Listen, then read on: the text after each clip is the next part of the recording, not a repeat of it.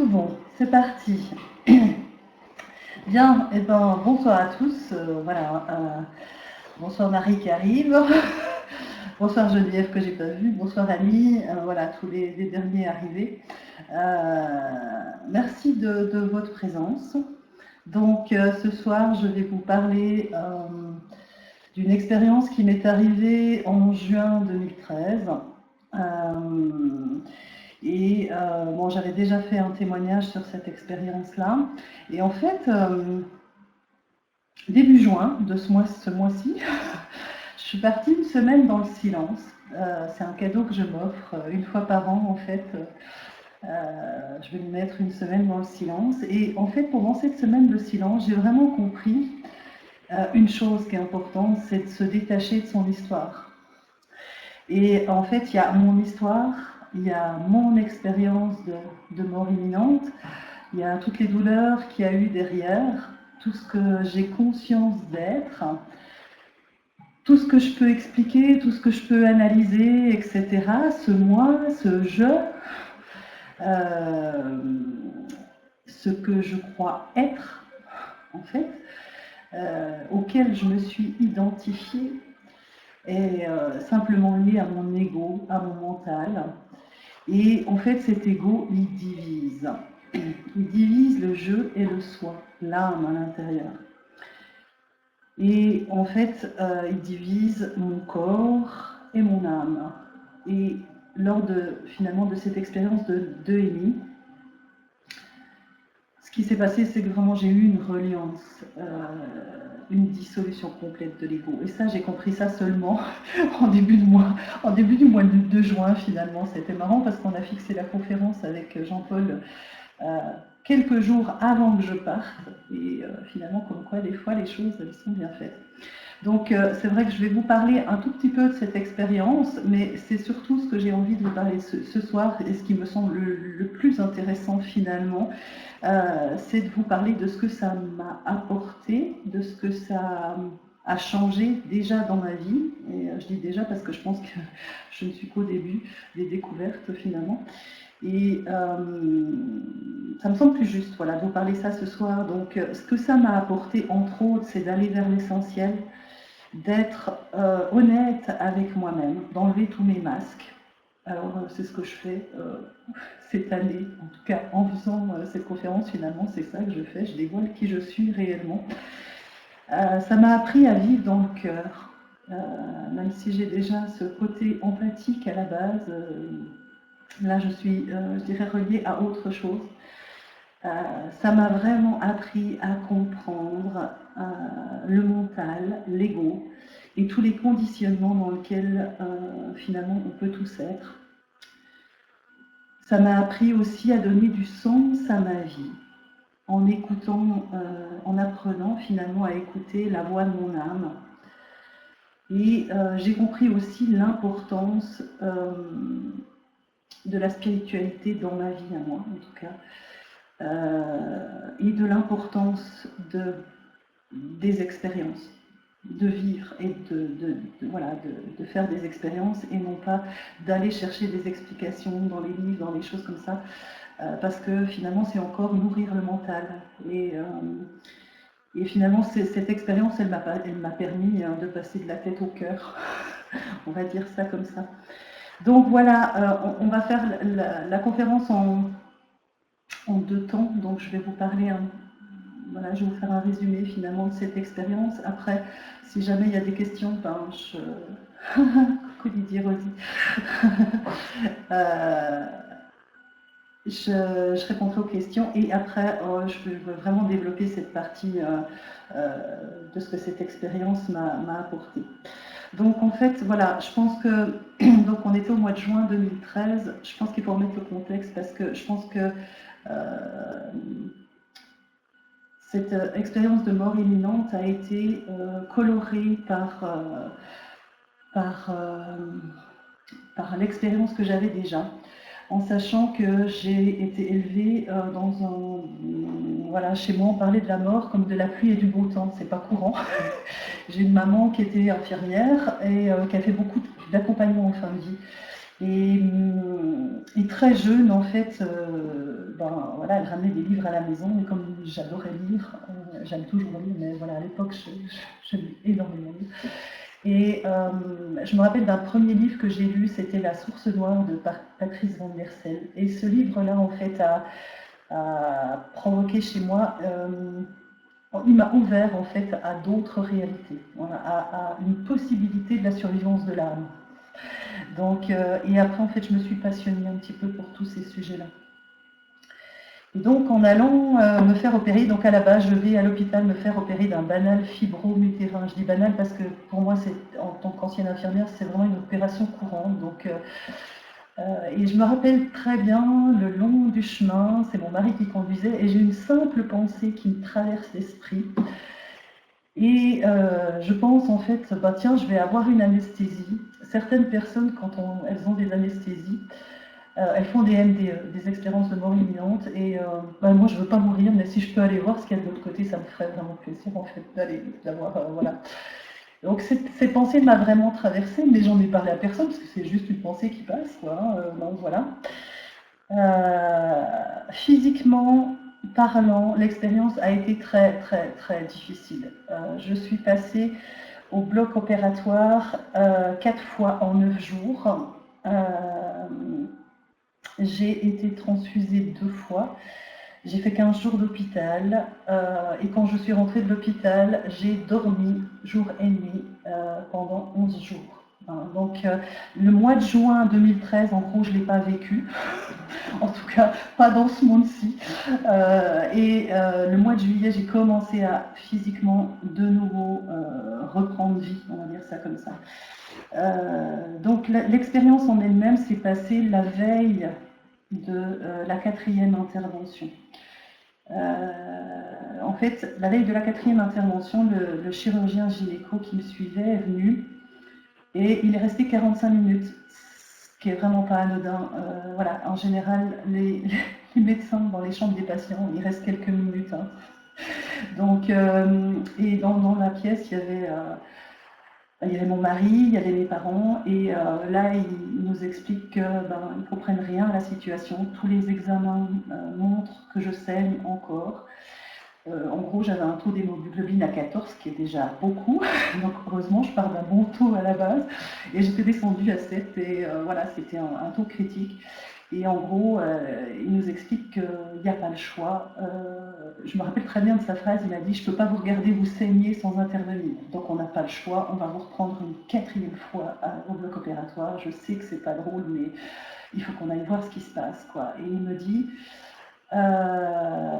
et comme je ne sais pas ce qui se passe, je vais me faire assister d'un autre chirurgien abdominal parce qu'on ne comprend pas. Quoi. Et là, en fait, moi, j'étais dans un état de conscience très particulier, c'est-à-dire que je sens, je suis à la base quelqu'un de sensible et je sens les émotions chez les autres. Et là, j'ai senti l'inquiétude chez le médecin. Et j'ai aussi, alors j'avais accès à l'anxiété chez mon mari, j'avais accès aussi à mes parents qui étaient perdus. Je ne peux pas le dire autrement, en fait, ils étaient là et pas là, ils ne comprenaient rien à ce qui se passait. Et finalement, une fois que tout le monde est parti, j'ai été vraiment soulagée. Je me suis retrouvée avec moi-même, je dirais que j'étais vraiment soulagée de ce départ. Et en fait, j'ai plus de notion de temps et de souvenirs par rapport à quand est passé la... En fait, je me souviens quand tout le monde est parti, a quitté la pièce, et je me souviens ensuite du lendemain matin, finalement, quand je me réveille, le téléphone sonne, et c'est ça qui me réveille, je suis de nouveau dans mon lit. Et entre-temps, j'ai eu une 4e intervention, une 2e transfusion, enfin voilà, tout ça, j'ai aucun souvenir entre ces 2 moments-là. Et ce que je me souviens, c'est que j'étais extrêmement calme. J'ai vraiment respiré, j'étais vraiment très très calme, je respirais très très calmement, des respirations lentes et profondes. Et je me suis dit, ok, j'ai lâché prise en fait, et je me suis dit, si je dois mourir, je suis prête. Mon mari est un bon papa et il saura gérer avec les enfants. En fait, j'ai lâché mes enfants. Voilà. Et je me suis laissée guider parce qu'il y avait dans l'instant. J'ai appelé tous mes guides. Voilà, je me suis reliée à toutes mes croyances, on va dire ça comme ça. Je me suis mis dans ma bulle.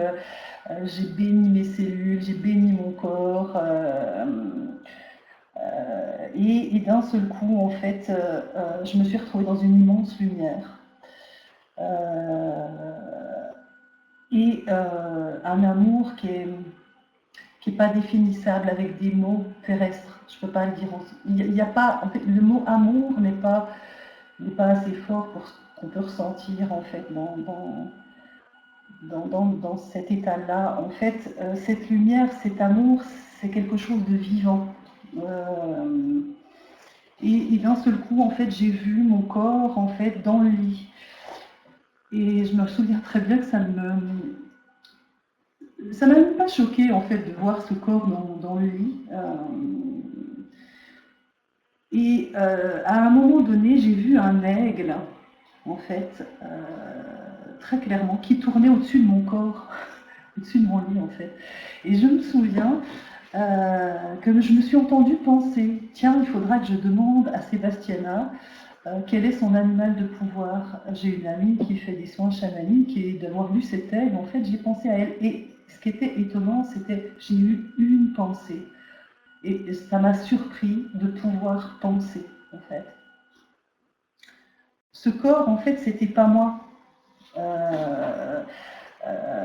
J'avais plus de conscience corporelle. C'est comme si toutes mes cellules étaient tout. Je me suis sentie profondément reliée à cette lumière qui irradiait un amour. Il y avait vraiment beaucoup, beaucoup, beaucoup de bienveillance. Vous savez, cet amour, ça ressemble, je pourrais dire, c'est comme l'amour d'une mère pour un enfant. L'enfant, il peut faire toutes les bêtises qu'il veut. La mère, elle l'aimera toujours. Même s'il va en prison, la mère, elle aimera toujours son fils, quoi. Et en fait, c'est un amour rempli de bienveillance. Et j'étais dans la lumière, mais en même temps, c'est comme si j'étais cette lumière. C'est très particulier comme sensation. Et à un moment donné, en fait, j'ai vu très clairement un être de lumière en face de moi. Donc j'avais un buste. Ça va te faire sourire, Didier. J'avais deux bras qui me tendaient. Voilà, j'avais vraiment un buste, en fait, avec deux bras qui me tendaient les mains comme ça. Et ouais, le bas du corps, quoi. Et pour moi, à ce moment-là, c'était très clair qu'on m'envoyait de l'énergie et que j'allais pas mourir. Je le sentais, en fait. Et pour moi, le plus dur à expliquer, c'est que j'ai pas eu de message, j'étais tout dans la sensation. Donc c'est vraiment dans le ressenti. Et le plus dur à expliquer pour moi, c'est cette reliance, cette reliance que j'ai sentie avec toute chose vivante en fait. J'ai pas en fait des concepts scientifiques pour expliquer ça, mais j'étais cet amour, j'étais cette lumière. Je me suis vraiment sentie profondément reliée à toute chose vivante. Et je dirais, je suis revenue avec ça. J'ai une partie de moi qui sait que je suis reliée à tout. Il y a une partie de moi qui sait que je suis lumière, que je suis amour. Et du coup, j'ai beaucoup de bienveillance par rapport à tout ce qui est vivant. Hier, je me promenais dans les bois et à un moment donné, j'ai écrasé une feuille et je ne peux pas m'empêcher de demander pardon, voilà, à ce moment-là, parce que voilà, cette feuille, elle fait partie de moi. Et ensuite, je me suis réveillée en fait. Je me suis réveillée dans mon lit parce que le téléphone a sonné. Et en fait, j'étais très surprise parce que c'était mon amie Sébastiana au téléphone. Et j'étais encore quand même bien embrumée par je pense, les anesthésiants. Et ce téléphone-là a été pour moi capital. Je dirais ça comme ça parce que j'ai été comprise à ce moment-là et en fait j'étais très surprise et là elle m'explique, elle me dit tu sais en fait j'ai eu une très belle preuve d'amour hier soir, ton mari m'a téléphoné, donc mon mari à l'époque ne connaissait pas Sébastiana, il savait que j'étais très amie avec elle, mais voilà, il en avait juste entendu parler. Et quand il est rentré à la maison, il a vraiment senti qu'il y avait quelque chose de grave. Et il a appelé Sébastiana en lui disant écoutez, j'y connais rien du tout à la lumière, mais dites-moi comment je peux envoyer de la lumière à ma femme parce que c'est ça qu'elle a besoin. Et voilà, donc elle me raconte ça. Et là, je lui dis mais Sébastiana, c'est quoi ton animal de pouvoir? Et elle me dit c'est un aigle. Et je lui dis mais je t'ai vu. Donc c'était vraiment un moment, il était très court ce téléphone, mais c'était un moment crucial pour moi. Parce que après, en fait, j'ai essayé de partager avec mon entourage l'état dans lequel j'étais, parce que je suis restée dans cet amour pendant quelques semaines. Et je dirais le réveil a été difficile parce que les gens autour de moi, ce que je peux comprendre vraiment, ne voyaient que mon état physique. Et mon état physique était pitoyable. Donc je peux comprendre en fait leur peur et leur réaction. Mais moi, je baignais dans un amour et dans une bienveillance et tout le reste m'était complètement égal en fait. J'ai reçu énormément d'énergie positive dans cette expérience-là. Je donne beaucoup dans mon travail depuis plusieurs années et j'ai eu vraiment beaucoup de retours. Et c'est précieux, c'est vraiment précieux dans ces moments-là. J'ai des personnes qui ont prié pour moi, j'ai des personnes qui ont allumé des bougies, j'ai des personnes qui m'ont envoyé des mails, qui sont passées poser des fleurs à la maison, qui ont énormément soutenu mon mari à la maison parce qu'il faisait les allers-retours entre les enfants, enfin il gérait tout le gros. Et chacun a finalement réagi avec son cœur et je pense que finalement dans cette expérience, ça a eu aussi un impact important. Et en fait, j'ai compris au mois de juillet, quand j'ai commencé à émerger, j'ai commencé à lire tous ces mails finalement que j'avais reçus. Et dans ces mails, il y avait les mails que Sébastiana avait envoyés à Patrick. Donc elle m'avait fait un soin ce soir-là et suite au soin, elle avait envoyé un mail où elle notait elle a choisi d'aller voir de l'autre côté. C'est elle qui a fait le choix. Elle y est allée. Et là, en lisant cette phrase, je me suis dit, mais non, d'une pipe, c'est vrai. Dans la voiture, j'ai demandé. Donc voilà, c'est à ce moment-là que j'ai réalisé à quel point finalement nos pensées peuvent être très créatrices. Ça serait à refaire, je ne le ferai pas du tout.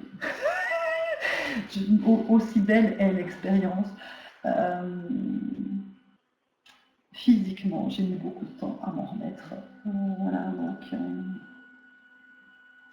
l'expérience que j'ai vécue, donc selon les infos que j'ai pu récolter à l'INRES, donc c'est l'Institut national des expériences extraordinaires qui se trouve à Paris, qui m'a voilà, vraiment, c'est un institut que j'apprécie beaucoup pour la qualité de leurs conférences, etc.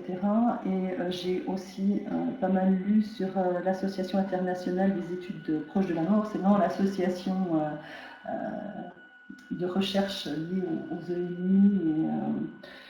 Mais aussi, j'avais déjà lu en fait avant, et je suis retournée dedans, Maggie Callahan, qui est une infirmière en fait, qui elle a proposé le terme de Near Death Awareness. C'est en fait ce que je pense que j'ai vécu en observant des malades en fin de vie. Elle a étudié à peu près 200 cas en fait, et elle s'est rencontrée qu'il y avait des similitudes en fait entre les propos des gens qui étaient confus, qui étaient en fin de vie, et finalement les expériences de mort imminente. Et il y a aussi Kathleen Dooling qui a écrit un livre merveilleux qui est en anglais, mais voilà, si vous lisez l'anglais, il est juste magnifique. C'est Grace in Dying. C'est la transformation spirituelle au moment de la mort. Donc cette personne a travaillé beaucoup avec les gens en fin de vie et en même temps, elle pratique la méditation et donc elle a vraiment fait une association, elle, entre son vécu en tant que méditante, on va dire ça comme ça, en tant que des gens en fin de vie, des gens semi-comateux, et finalement, elle a rapproché ça avec les expériences de mort imminente. Et finalement, tout ça, en fait, donc, en fait, j'ai fait c'est pas une NDE classique, avec une mort clinique, etc. Ça fait vraiment partie des autres classes de NDE, on va dire ça comme ça. C'est une NDE parce qu'il y a effectivement cette sortie de corps, il y a effectivement cette lumière et il y a effectivement cet être lumineux que certaines personnes peuvent voir. Mais il y a surtout en fait cet état de conscience accru. En fait, c'est vraiment une expansion de conscience quand on réalise qu'on va mourir. Et moi, ça vraiment, ça me parle quand je lis ça. Donc, il semblerait, selon les explications de l'association des études proches de la mort, que les gens qui vivent ce near-death awareness, en fait, le but de ces expériences, ça serait de préparer la personne à la mort et aussi de lui apprendre à mieux vivre. Alors là, je prends à 100% cette explication-là. Et en général, ces expériences arrivent chez des personnes qui sont pleinement conscientes. Et c'est vrai qu'à l'époque, ça faisait 13 ans que je pratiquais déjà la sophrologie, et ça faisait à peu près 5 ans, à peu près 5 ans que je pratiquais la méditation, mais de manière très sporadique à l'époque. Voilà. Donc voilà un petit peu pour l'expérience en elle-même. Si vous avez des questions, je veux bien voilà, essayer d'y répondre si je peux. J'ai Nathalie qui dit « J'entends beaucoup de bruit parasite, est-ce normal ?» Aïe, aïe, aïe, j'espère que vous m'entendez bien. Donc voilà, prenez le temps si vous avez envie de poser des questions par rapport à l'expérience en elle-même maintenant, et sinon je continue sur vraiment ce que ça m'a apporté. Il y a un sifflement, d'accord. J'espère que vous m'entendez quand même.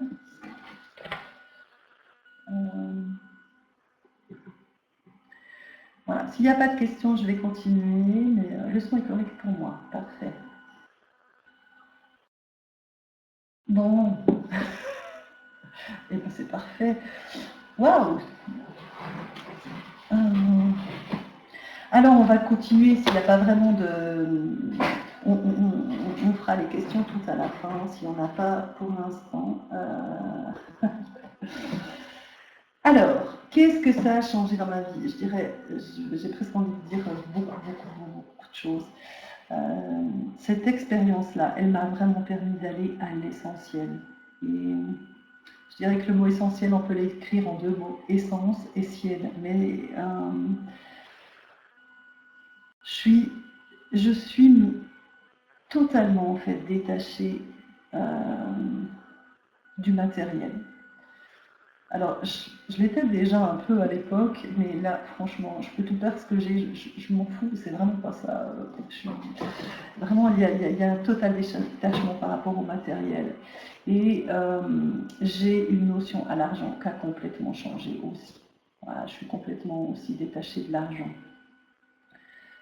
Et je suis beaucoup plus dans l'instant présent.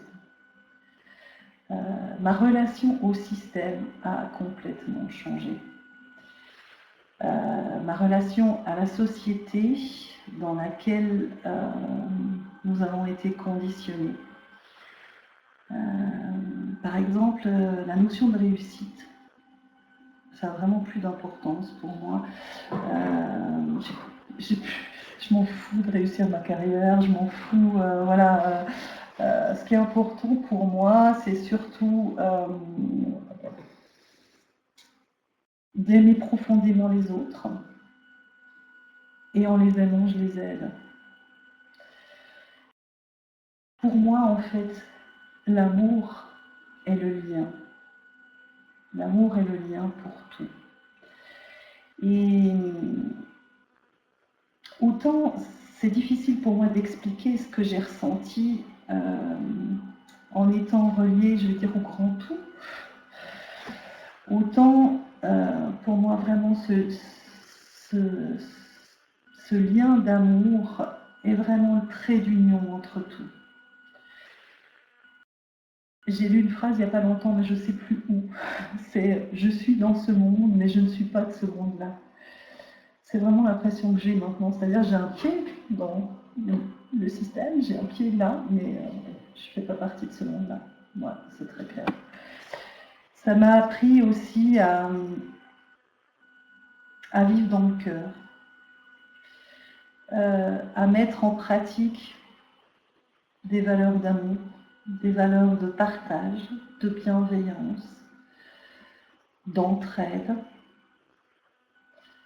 d'être ensemble. Ça, c'est vraiment la raison d'être de mon âme. C'est ça que j'ai envie de mettre tous les jours dans ma vie. Alors, c'est pas toujours simple. C'est pas toujours simple parce que mon mental et mon ego sont là. Et ça aussi, c'est une bonne phase de compréhension. En fait, le mental, il faut voir ça comme une machine à penser. C'est un endroit qui produit des pensées, en fait. Ces pensées peuvent être conscientes ou inconscientes. On a des réflexions, des analyses, on interprète, on a des jugements de valeur, on a des peurs, on a des désirs, des souvenirs, des déceptions. Tout ça, c'est dans notre tête, dans notre psyché, quoi. Parfois, ça peut venir sous forme de mots, sous forme d'images, de sensations. Et cette machine, malheureusement, elle ne s'arrête jamais. Parce que même quand on dort la nuit, en fait, et ben, ça passe dans nos rêves, etc. Donc, le mental influence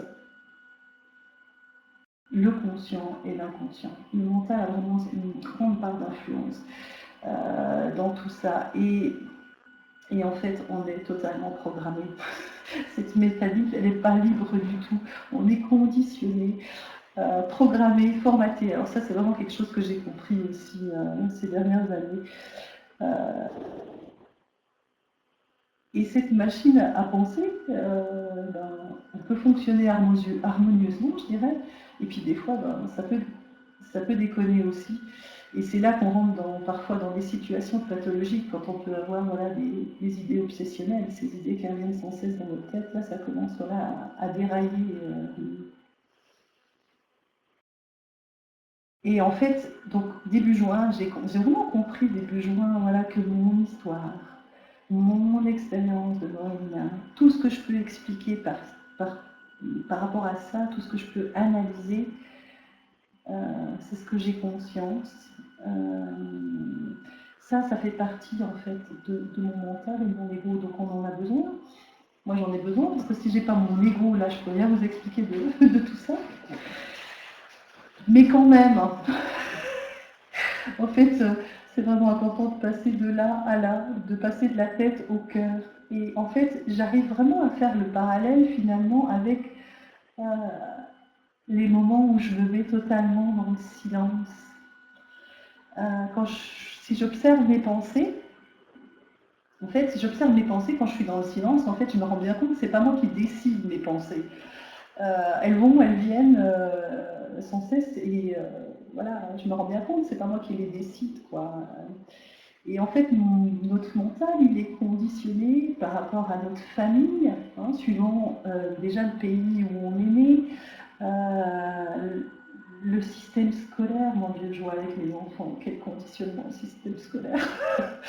Le système socio-culturel va conditionner, le système religieux, on n'en parle même pas. Donc, par exemple, si on prend dans dans certaines religions orientales, le karma, par exemple, est aussi un conditionnement qui est accepté par ces gens-là. J'ai dans ma famille quelqu'un qui est népalais, ma famille proche, et en fait, eux, au Népal, en fait, le jour de naissance, les astres, les étoiles sont vraiment très très importants, et parce qu'ils déterminent certaines choses par rapport à la vie de l'enfant au moment où il est, quoi. Donc en fait, il y en a plein des conditionnements. Et tous ces conditionnements, ils influencent nos pensées. Et le pire, c'est qu'on va même s'auto-conditionner. On va se contrôler. On va avoir des principes, des croyances, etc. Alors le libre arbitre, hein. Voilà. Le libre arbitre, en fait, oui, il est là, le libre arbitre. Le libre arbitre, il est là quand là-haut ça se tait, quand dans ma tête c'est vide. Et là, ouais, là, je passe de ma tête à mon cœur. Et là, je suis totalement. Pour avoir le libre arbitre, pour moi, en fait, c'est vraiment quand le mental est vide. Parce que là, enfin, mon âme, elle peut s'exprimer. Je parle de la voix de l'âme parce que c'est vraiment, voilà, c'est à ce moment-là, une fois que les pensées sont maîtrisées, une fois que l'émotionnel aussi est maîtrisé, voilà, il y a l'intuition, l'âme à l'intérieur qui peut s'exprimer. D'où l'importance vraiment d'apprendre à observer tout ça et à prendre du temps pour ça. L'émotionnel aussi, donc l'émotionnel c'est vraiment le monde des émotions. Et le mental et l'émotionnel sont extrêmement liés. L'un ne fonctionne pas sans l'autre. Et ils sont toujours en interaction. Pour moi, l'émotionnel, c'est, vous savez, dans les dessins animés, c'est la petite lanterne qui s'allume, la petite lampe là, qui s'allume et qui dit « Ouh là là, attention, c'est un signal d'alarme ». L'émotionnel, c'est vraiment quelque chose qu'on peut observer et qui nous indique en fait si on est dans la spirale ascendante ou si on est dans la spirale descendante, c'est-à-dire est-ce que cette émotion va me tirer vers le haut ou est-ce que cette émotion va me tirer vers le bas. Et en observant notre mental, notre émotionnel, finalement en reconnaissant aussi toutes les émotions, en les différenciant, en observant aussi nos pensées, on peut vraiment prendre de la distance. En fait, plus le mental est calme, moins l'émotionnel aura d'emprise sur notre vie. Sinon, en fait, on est censé se balloter dans nos pensées, dans nos émotions, nos peurs, nos culpabilités, nos colères, notre ego, en fait, hein, celui qui veut toujours avoir raison, celui qui veut toujours prendre la première place, qui veut toujours avoir le dernier mot, tout ça, c'est notre ego. Et en fait, ça gère notre vie si on laisse notre mental, notre émotionnel gérer notre vie. Alors, pour être véritablement libre, pour accéder au bonheur, à l'amour qu'on a à l'intérieur, pour moi c'est important de maîtriser le couple mental et émotionnel. Et ça permet vraiment à ce qu'on a le meilleur à l'intérieur, de pouvoir s'exprimer, à ce que l'âme à l'intérieur puisse s'exprimer. Et exprimer, en fait, ça vient du latin, c'est faire sortir. Et vraiment, ça permet de libérer cette partie de nous-mêmes et de lui donner vie, de lui donner du sens. Cette expérience de mort imminente, en fait, elle m'a montré aussi vraiment l'existence d'une réalité spirituelle, au-delà de toutes les religions, ma propre spiritualité, ma propre lumière à l'intérieur. J'ai compris en fait avec cette expérience que je m'étais rapprochée de qui je suis réellement. Ça m'a permis de rentrer dans mon cœur.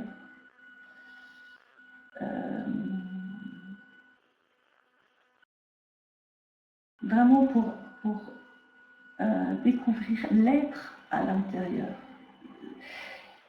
Les mots manquent en fait. C'est pas parce qu'on ne sait pas expliquer, mais c'est parce que on n'a pas vraiment de mots pour décrire l'être qu'on est à l'intérieur, l'être qu'on est réellement. L'être de lumière que j'ai pu voir pendant mon expérience, l'ange, le double de lumière, appelez ça comme vous voulez. Moi, j'ai pas envie de mettre de mots. Celui qui guide, finalement. On va dire ça comme ça. C'est vraiment une partie de moi-même. C'est vraiment. Il y a une phrase qui dit. Peut-être bien on l'a dit tout à l'heure, je ne sais plus d'où vient cette phrase. Tu es poussière et tu retourneras vers la poussière. Mais en fait, nous sommes lumière et nous retournons vers la lumière. Mon âme, mon corps de lumière fait en ce moment l'expérience de la matière dans le corps physique que j'ai là. En fait, l'âme, le soi, la source, appelez ça comme vous voulez, mais c'est relié. La source de vie, en fait, mon âme, mon moi est relié à la source divine, à Dieu. Voilà. Et cette source et moi, c'est pas. Ça fait un, en fait. C'est pas divisé. Le jeu, en fait, il n'est pas séparé. Il n'est pas séparé de la source d'amour. J'espère que je vous fais comprendre dans ce que je raconte, mais c'est vraiment cette reliance que j'ai pu ressentir.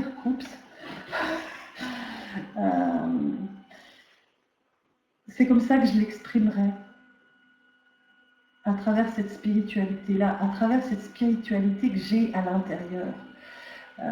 Il y a longtemps, pendant longtemps vraiment, j'ai une partie de moi qui a lutté contre le mot Dieu. Parce que c'était mon besoin de rejeter la religion qui m'avait été imposée et que mon âme refusait totalement. Mais en fait, le mot Dieu, en latin, ça veut dire Deus, c'est briller. Et c'est étroitement lié à cette lumière. Les religions, la religion en tout cas celle qu'on m'a voulu m'inculquer,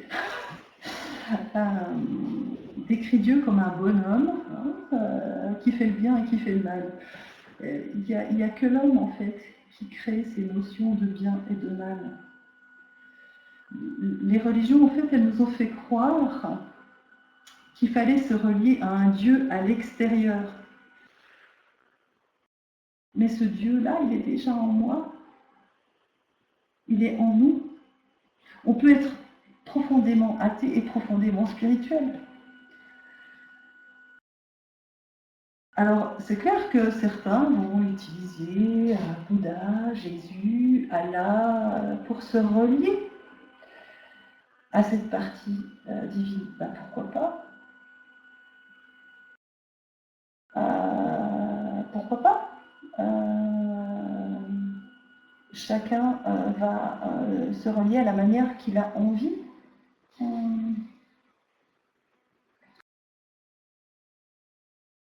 Pour moi, ce qui est important, c'est surtout que chacun se relie avec ce qui vibre au fond de lui-même. Je vois un commentaire d'Agnès en route qui dit « La religion fabrique des croyants qui bien souvent n'ont pas la foi ». Et ouais, ben, c'est totalement vrai, c'est exactement ça pour moi aussi. Alors, en Inde, par exemple, il y a Shiva, Brahma, pour moi, l'homme met des mots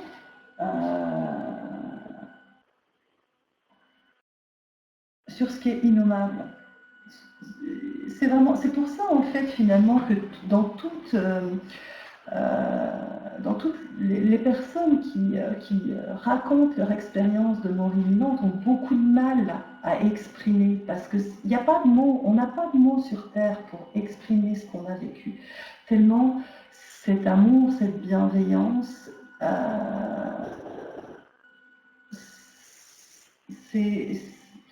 c'est tellement fort, cette lumière dans laquelle on peut se retrouver.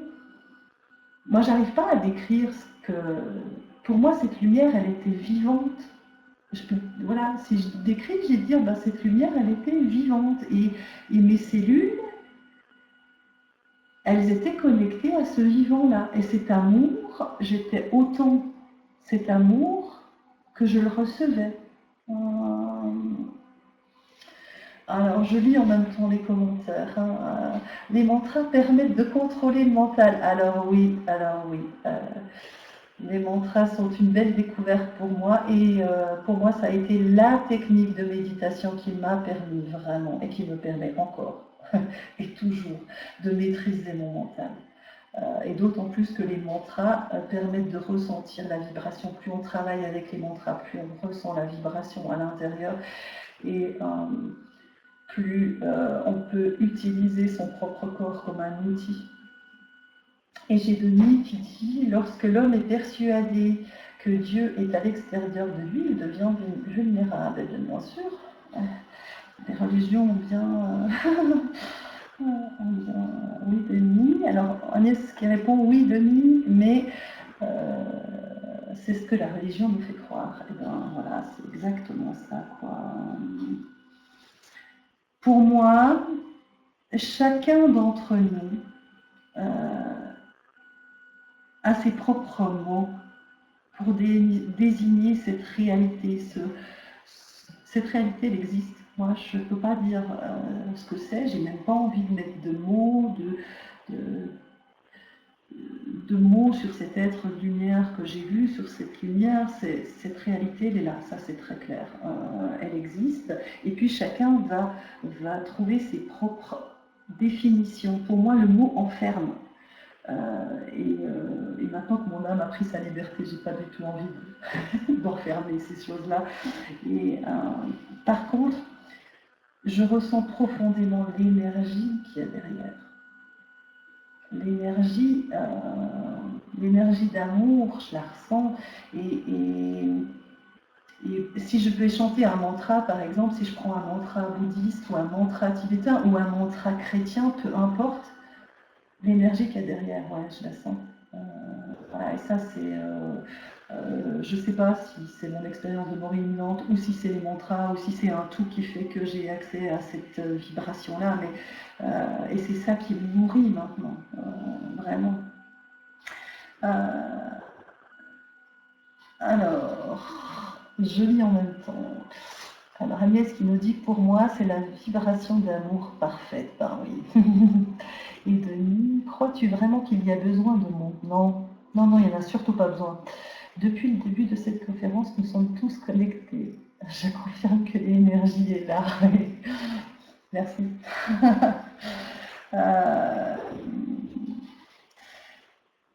Quand on a demandé à Ramana Maharshi, qui est un grand sage indien, je vois batterie faible. Mon Dieu, j'ai mon ordinateur qui n'est pas branché. Juste une minute. C'est lequel?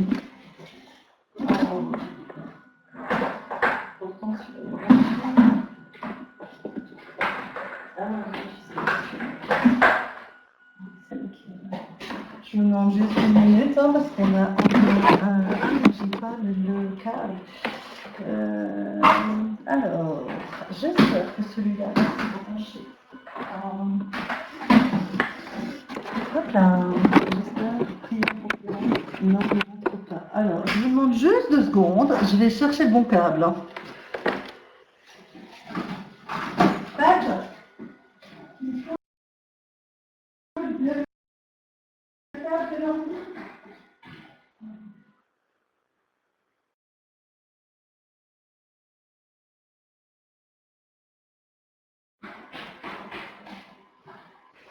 Je suis avec vous. Je ne vous ai pas perdu. Aïe, aïe, aïe. Hop. Et hop. Tout va bien. Je me rends. C'est reparti. Bon, mille excuses, hein. Mille excuses pour cette petite intervention. Voilà, ça c'est le problème de l'instant présent.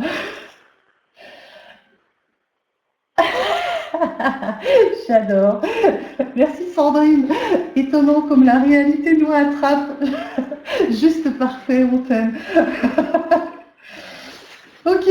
Bon, ben voilà, il fallait bien se mettre un petit coup de speed quand même. Donc, tout est revenu.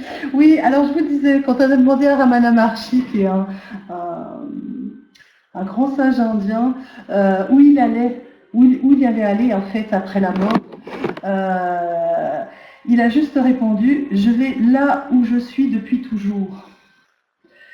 Et j'aime beaucoup cette phrase-là parce qu'elle me parle beaucoup. C'est là où mon être est, là où est ma conscience. Hein, donc voilà pour la partie, je dirais, spirituelle en fait, qui s'est beaucoup réveillée chez moi. Et je bois un coup.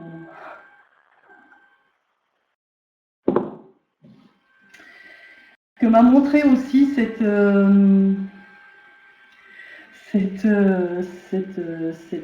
expérience de mort imminente, c'est l'importance de l'expérience et de la pratique. Vraiment, en fait, au mois d'août l'année dernière, lors d'un stage de mantra, j'ai fait une montée de Kundalini et l'énergie est montée d'un seul coup par mes pieds comme un énorme courant électrique. Et je me suis retrouvée dans le même état que pendant mon AMI. Et j'étais vraiment en pleine expansion de conscience, on va dire ça comme ça. Et j'ai vraiment pu faire des liens à ce moment-là entre la méditation et les expériences de mort imminente. Et lorsque je me mets dans le silence ou que je chante des mantras, je suis vraiment en lien avec cette énergie d'amour. C'est pas une croyance, c'est une expérience. Et c'est là que pour moi l'expérience a toute son importance. Pendant des années, j'ai lu. Voilà, j'étais passionnée par tout ce qui était l'au-delà, etc. Et tous ces domaines de développement personnel. Et je me suis rendu compte en fait que j'ai pris conscience, et c'est vrai que j'ai beaucoup de mal à lire maintenant. J'aime toujours lire, mais j'ai beaucoup de mal à lire. Je me suis rendu compte en fait qu'en lisant comme ça, je nourrissais mon mental à l'intérieur. Et c'est pas du tout ça. Maintenant, c'est plus du tout ça que j'ai envie de nourrir, alors que du tout quoi. Et plutôt d'aller nourrir mon âme à l'intérieur. Et quand je prends du temps tous les jours pour chanter mes mantras ou pour me mettre dans le silence, c'est surtout les mantras que je fais quotidiennement, mais vraiment je me relie à cette partie de moi-même que j'ai à l'intérieur et ce que j'ai de meilleur à l'intérieur. Mais par contre, et ça je crois qu'il faut être très très clair avec ça, c'est que quand je pratique les mantras, c'est pas cette béatitude que je sens en premier. Hein. C'est pas ça que je rencontre. Je vais rencontrer plutôt le brouhaha de mon mental, je vais rencontrer mes émotions, je vais rencontrer mon état d'être dans l'instant. Puis à force effectivement de pratiquer, l'amour pointe le bout de son nez, la bienveillance, le calme. En fait, ça se pose à ce moment-là. Et c'est vrai que c'est pour ça que j'aime beaucoup aller me mettre une semaine dans le silence. Voilà. Parce que le premier jour, je constate mon agitation physique, mon agitation mentale, je constate mes émotions, etc. Et puis petit à petit, en fait, je suis dans l'instant. Voilà. Je cherche à rien faire d'autre qu'à être dans l'instant et d'être présente à ce que je fais. Et petit à petit, tout ça se pose. Et quand ça se pose, on a accès à ce qu'on a de meilleur à l'intérieur. Et pour moi, la pratique quotidienne, alors que ça a été quelque chose d'extrêmement difficile pour moi, mais est devenue nécessaire. Mais c'est pas une obligation, c'est un choix. C'est vraiment un choix que je fais parce qu'avec ça, je me sens merveilleusement bien. Et si, malheureusement, parce que je suis pris dans mon travail ou parce que je suis pris dans mon quotidien, je ne prends pas ce temps-là, eh ben, je vais tout de suite sentir que ça me manque. Donc vraiment, la rigueur et la pratique, l'expérience de ces choses-là. Ce temps qu'on va prendre, hein, je ne vous dis pas qu'il faut faire du bon travail, des trucs comme ça, hein, surtout pas. Hein. Alors prenez, voilà, faites ce qui est bon pour vous, peu importe ce que vous allez faire, du moment où vous allez vous connecter avec ce que vous avez de meilleur à l'intérieur, c'est ça l'essentiel. Du moment où ça va réveiller votre joie à l'intérieur, parce que c'est comme ça qu'on sent qu'on est relié. C'est quand on a accès à cette joie, à ce bonheur qu'on a à l'intérieur. Et tout ce qui réveille cette joie, ce bonheur à l'intérieur, va nous connecter avec notre partie lumineuse. En fait, lorsque j'ai fait mon expérience de nuit, je me souviens que j'ai pensé à mon amie Sébastiana, et vraiment j'étais très très très étonnée de m'entendre penser. Et c'est là que j'ai compris que l'état de conscience dans lequel j'étais était proche de celui de l'état méditatif. Et en parlant avec mon prof de mantra, voilà, elle m'a dit, mais oui, effectivement, quand on est dans des états méditatifs profonds, ça ressemble beaucoup aux expériences de mort imminente. En fait, le mental disparaît. Il y a un total effacement de l'ego et on est dans une pure conscience, une impression d'être relié, d'être uni. Moi, c'est vraiment, voilà, c'est vraiment le sentiment que j'ai eu pendant cette expérience. J'ai l'impression, j'ai le sentiment que finalement que ce qu'on cherche, c'est la réalité de ce qu'on a de plus profond à l'intérieur, notre propre spiritualité. L'unité, elle est au plus profond de nous-mêmes. Mais malheureusement, l'ego, c'est un saboteur. Il va empêcher l'accès à tout ça. L'ego, notre mental, il vient et comme il veut toujours avoir le dernier mot, comme il veut toujours avoir la première place, voilà. Et c'est là que je comprends vraiment le lien avec l'importance de prendre du temps pour ce qui nous fait vibrer et surtout pour ce qui nous rend heureux et de laisser finalement de côté tous les conditionnements, tous les il faut, il y a qu'à qu'on nous a gentiment inculqué et finalement de toujours se poser la question, mais finalement qu'est-ce qui est important là pour moi? J'ai pas fait ça, bah, c'est pas grave, c'est pas fait là maintenant, ça sera fait au moment où ça doit être fait. Qu'est-ce qui est essentiel là dans l'instant? Et ben moi quand je fais ça, et ben du coup je vais aux priorités. Vraiment. Cette EMI, en fait, elle m'a ouvert à la notion d'amour pour l'avoir ressenti, mais aussi elle a vraiment donné du sens à ma vie. Cet amour que j'ai ressenti, j'ai compris en fait qu'il était à l'intérieur de moi. Et j'ai compris qu'avant je cherchais ça à l'extérieur. Et qu'en fait c'est juste à l'intérieur. Et j'arrive à m'y reconnecter de temps à autre. En me mettant dans le silence. Voilà. Comme là où je suis dans une énergie, c'est bon, je peux aller faire un marathon après.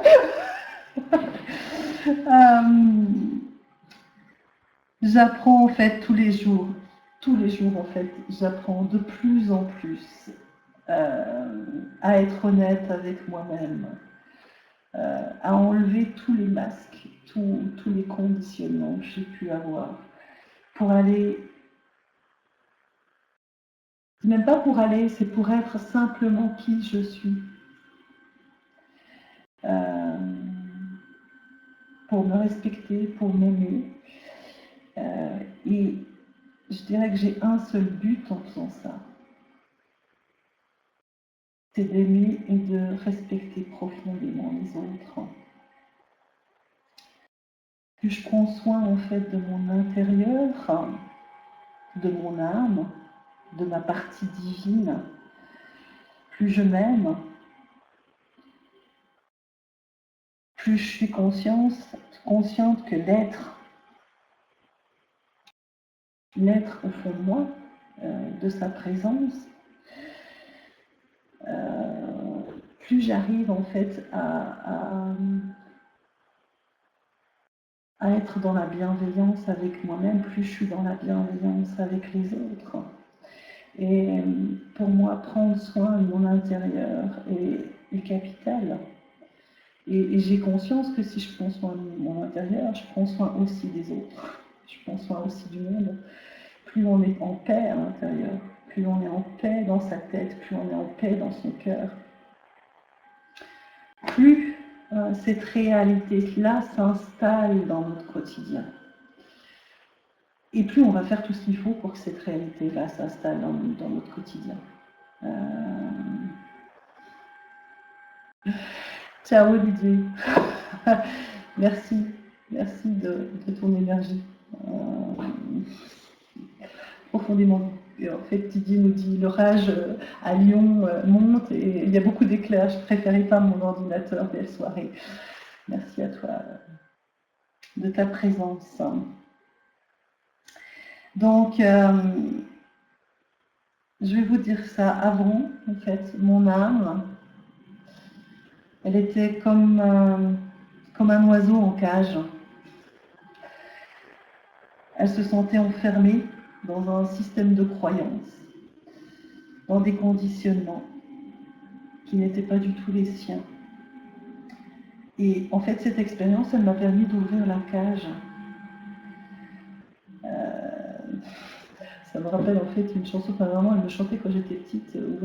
C'est la chanson de Pierre Perret, Ouvrez la cage aux oiseaux.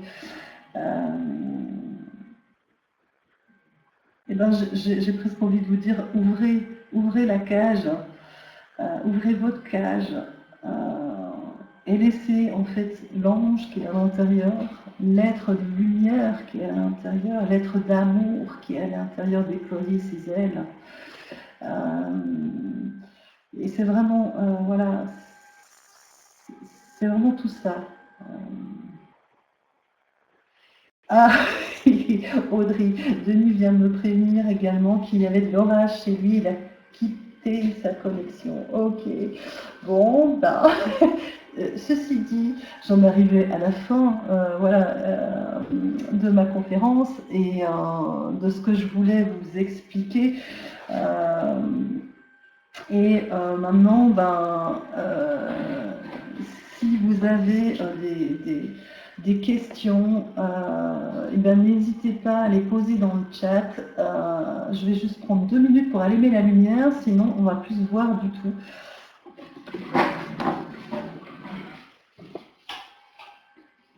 Voilà, ça va être beaucoup mieux. Alors, je ramène les écoles. Merci pour ce témoignage. Alors Agnès qui nous dit merci pour ce témoignage si sincère. Merci Agnès, merci d'être là, merci d'avoir écouté.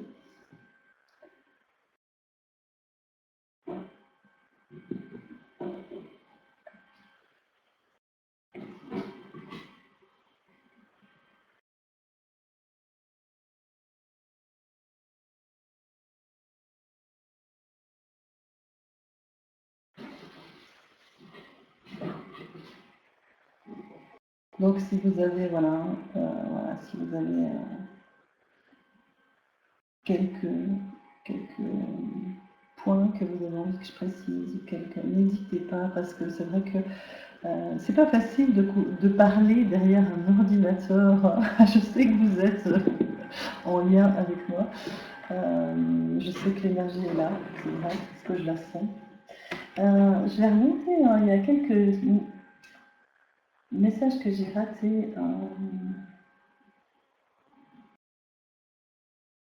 J'ai dû.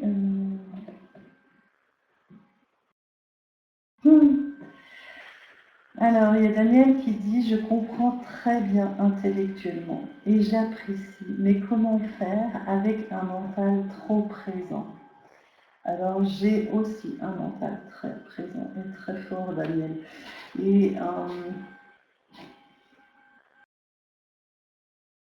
j'ai longtemps cherché comment faire et quelle est la technique de méditation qui pourrait m'aider à vous trouver finalement à l'intérieur ce qui va vous aider. C'est clair que personnellement, les mantras m'aident beaucoup parce qu'à force de chanter, le mental est lâche. Et pour moi, c'est vraiment une technique de méditation à part entière puisque elle est dynamique. Donc, moi, me poser en tailleur et me mettre sur ma respiration, j'ai bien essayé la vipassana, mais c'était vraiment juste tellement horrible pour moi que voilà.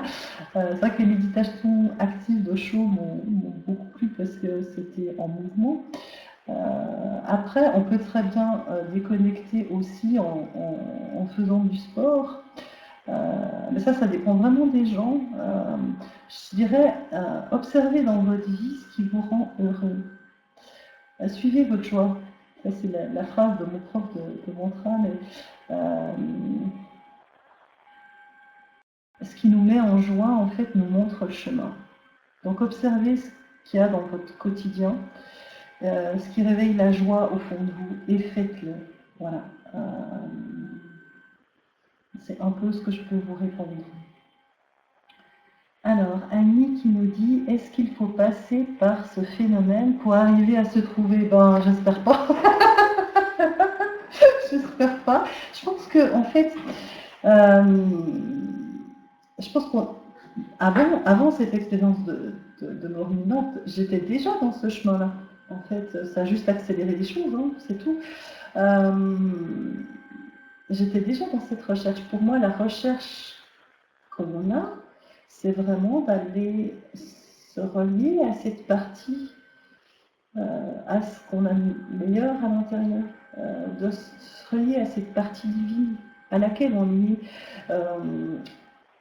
Je vais vous prendre ça parce que c'est malheureusement le concept qu'on m'a inculqué, mais qui me parle maintenant, qui ne me parlait pas du tout à l'époque. En fait, les catholiques parlent du corps, de l'âme et de l'esprit. Hein. Il y a le corps physique, il y a l'âme à l'intérieur, ce que j'ai de meilleur, ma partie lumineuse, et il y a l'esprit, c'est ma grande partie divine. Et en fait, tout ça est lié. Hein, et en fait, on cherche, quand on est dans une recherche, en fait, on cherche juste à trouver cette paix, cet amour, cette joie à l'intérieur. C'est déjà là. C'est déjà là, sauf qu'on n'a pas accès parce que notre mental, en fait, il bloque tout. Notre émotionnel, il bloque tout. Alors, pour pouvoir avoir accès à ça, il faut trouver un moyen. Celui qui va... Alors, soyez curieux, testez, faites des expériences. Essayez d'aller marcher, essayez de souffler, utilisez la respiration. Essayez. Il y a des gens qui déconnectent en faisant de la peinture. Voilà, regardez vraiment ça. Mais non, on n'est pas obligé de passer par ce phénomène-là. On y va tous, de toute façon, on y va tous. Plus ou moins. Mais je crois que voilà, le monde spirituel se réveille pour moi. Mais surtout, notre propre spiritualité. C'est vraiment ça. Après, chacun va y mettre ce qu'il veut là-dedans. Il n'y a peut-être même pas besoin de mettre de partie spirituelle. Peut-être que certaines personnes peuvent arriver à être reliées à ce qu'ils ont de meilleur en bricolant, en allant marcher dans la nature. Voilà. Et la nuit, comment on fait demande Claudine. Euh, alors, la nuit, quand on a le mental qui est très très présent, moi j'ai beaucoup utilisé la relaxation. Voilà. Moi, à la base, je suis infirmière, mais j'ai fait une formation de sophrologue et c'est vrai que j'ai beaucoup utilisé en fait des CD de relaxation et je me mettais mes écouteurs, hop, et je me rendormais comme ça. C'est clair que quand on se réveille au milieu de la nuit, il ne faut pas attendre que le mental il démarre. Il faut tout de suite agir si on veut se rendormir. Je dis si on veut se rendormir, parce que je l'entends aussi penser que j'avais des problèmes de sommeil. Et en fait, je me suis rendu compte que la nuit, ça pouvait être un moment merveilleux. Parce que des fois, on est tellement agité dans le quotidien, tellement occupé quand mes enfants étaient petits et j'avais absolument pas de temps pour moi. Et en fait, il se passait vraiment des belles choses pour moi la nuit. Parce que c'était là, finalement, j'avais du temps. Donc après, ça dépend du regard qu'on a par rapport à ça. Est-ce qu'on a besoin d'en créer un problème ou pas? Voilà. Voilà comment je peux répondre à tout ça. Agnès dit le programme Mental Wave d'Alex Michel peut peut-être vous aider. Alors je ne connais pas, mais pourquoi pas. Tout est bon à prendre. Je dirais à Claudine, essayez. Voilà, essayez. Voilà, si jamais sur YouTube j'ai mis une relaxation qui s'appelle Graines d'amour, qui est gratuite, que vous pouvez télécharger aussi, essayez. Essayez, c'est vraiment l'expérience qu'on va faire et les tests qu'on va faire. Vous savez, vous pouvez aller voir tous les thérapeutes que vous voulez, aller chercher à l'extérieur. C'est sûr que c'est des outils, des aides. La solution, elle est déjà en nous. Alors c'est clair que quand je lisais ça dans des bouquins il y a quelques années en arrière, je disais ouais, ben, c'est sûr, hein, c'est bien, ouais voilà, ça c'est mon ego et mon mental qui revient. Ben oui, j'ai mon problème. Hein. Je dors pas la nuit, c'est mon problème. Dans l'instant présent, il y a juste l'être qui est là. Et tout ce qui va reconnecter à l'instant présent va nous aider. Je remonte les questions parce que tout à l'heure j'ai vu une question que j'ai pas. Alors,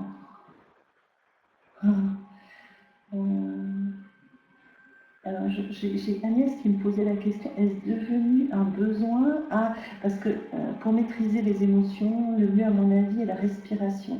Ouais, pourquoi pas, c'est vrai que la respiration est une très bonne aide.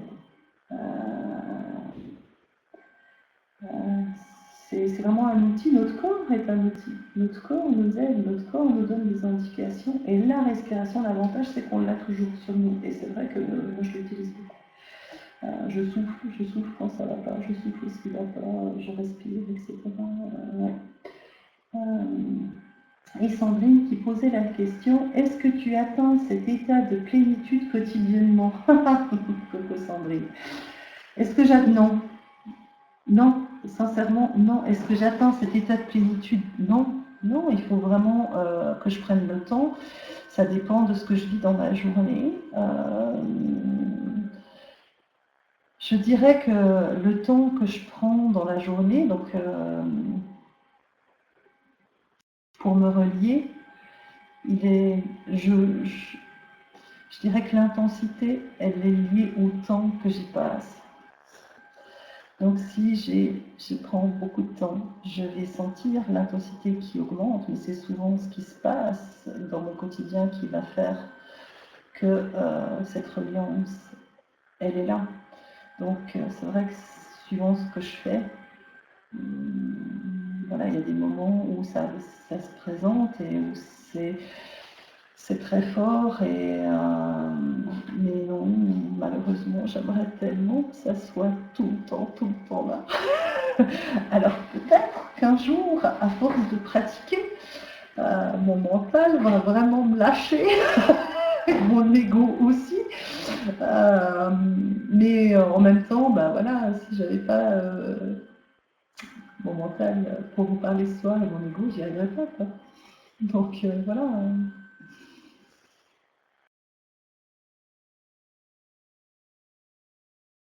Alors, s'il y a encore une ou deux questions, j'y réponds volontiers. Et sinon, on va mettre fin à la conférence. En tout cas, un grand merci à vous tous pour votre écoute. Merci d'être là parce que sans vous, moi, j'existe pas. Et c'est vraiment pas. Merci à toi. C'est. Il y a vraiment une partie de mon âme qui a besoin de ce témoignage et qui a besoin de parler de cette spiritualité. Il y a une partie de moi qui est venue faire ça. C'est pas simple parce que je dois apprendre à dépasser tous les conditionnements religieux. Et,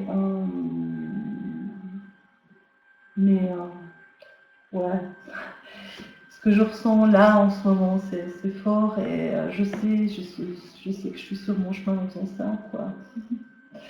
Annie qui dit merci, c'était super, merci à vous, merci Daniel, voilà, merci à vous tous en tout cas. Sandrine, merci une fois de plus, tu as fait du bien à mon âme. Je me déconnecte dans la joie et je te remercie. Oh, merci du cadeau, Sandrine. Claudine, merci pour ce témoignage et de partage. Il a été fait avec ce que j'ai besoin à l'intérieur. Voilà.